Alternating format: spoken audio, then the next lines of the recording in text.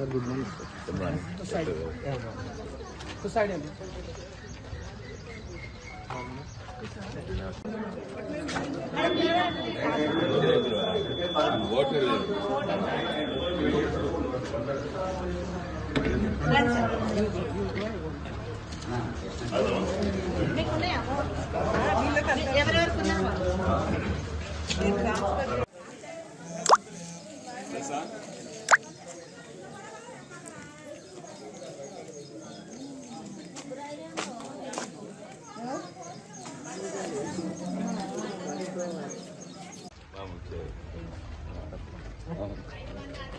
చంద్రయ్య గారు అప్పుడు ఇంకా హెల్ప్ చేసింది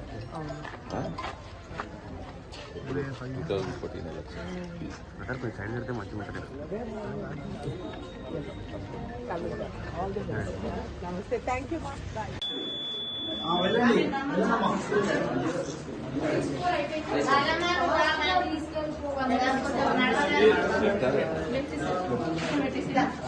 బ్రదర్ కొంచెం వెంటనే తెలుసుకున్నాం. 1063 Shia Bhopal. Okay, madam. Good morning. 1060 Vishweshwar Reddy K. Okay madam.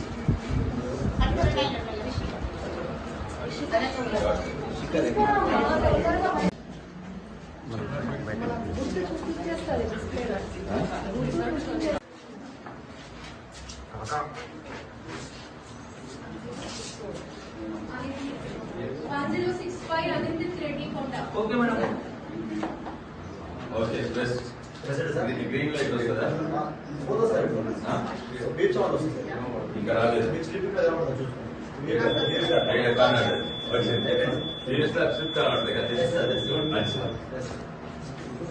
Chevella ప్రాంత ప్రజలందరికీ, చేవెళ్ళ లోక్సభ నియోజకవర్గ ప్రాంత ప్రజలందరికీ ధన్యవాదాలు.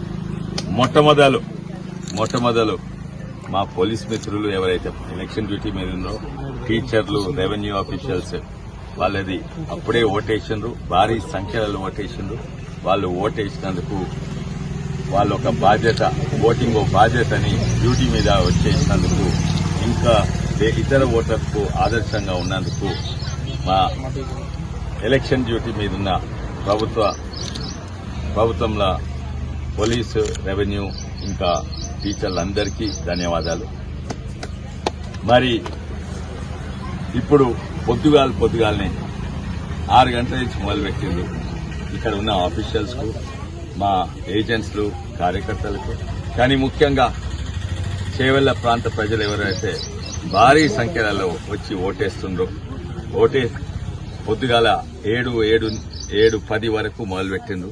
అప్పుడే క్యూలు మొదలైనాయంటే నాకు చాలా సంతోషం. ఇంకోటి, దేవుని దయ వల్ల ఆ 44-45 ఉష్ణోగ్రత ఉండే, అది వేడికి ఎవరు రారనుకున్నాము. దేవుడు కూడా సహకరించదు. మరి వాతావరణం చల్లగా ఉంది. మా అందరూ చేవెళ్ల ప్రాంత ప్రజలు కూడా చల్లగా ఉంటారని నేను అనుకుంటున్నాను. మిత్రులందరికీ ఒక విజ్ఞప్తి, మీరు పోయి అందరికి చెప్పండి వచ్చి ఓటేయమని. ఈరోజు 6 గంటల వరకు ఉంది. సాధారణంగా 5 గంటలకు ముగించుతుంది, కానీ ఈరోజు 6 గంటలకు ఓటింగ్ బూత్ లోపలికి వస్తే ఇంకా లేట్ అయినా కూడా అక్కడనే ఉంచుతారు. అందరు కూడా భారీ సంఖ్యలో 90% కంటే ఎక్కువ ఓటు ఉండాలని కోరిక. అయితే ప్రజాస్వామ్యం గట్టిగా బలంగా ఉంటుంది. మన బాధ్యత తీసుకొని అందరు కూడా వచ్చి ఓటేయాలన్న విజ్ఞప్తి. వాళ్ళందరూ కూడా ఎలక్షన్ డ్యూటీ మీద ఉన్న వాళ్ళందరికీ కూడా ధన్యవాదాలు. వాళ్ళు దాదాపు నేను అనుకుంటా 90% ఓటేసిండ్రు. వాళ్ళొక ఆదర్శంగా వాళ్ళ బాధ్యతలు ఏందో ప్రజలకు చూపెట్టిండ్రు.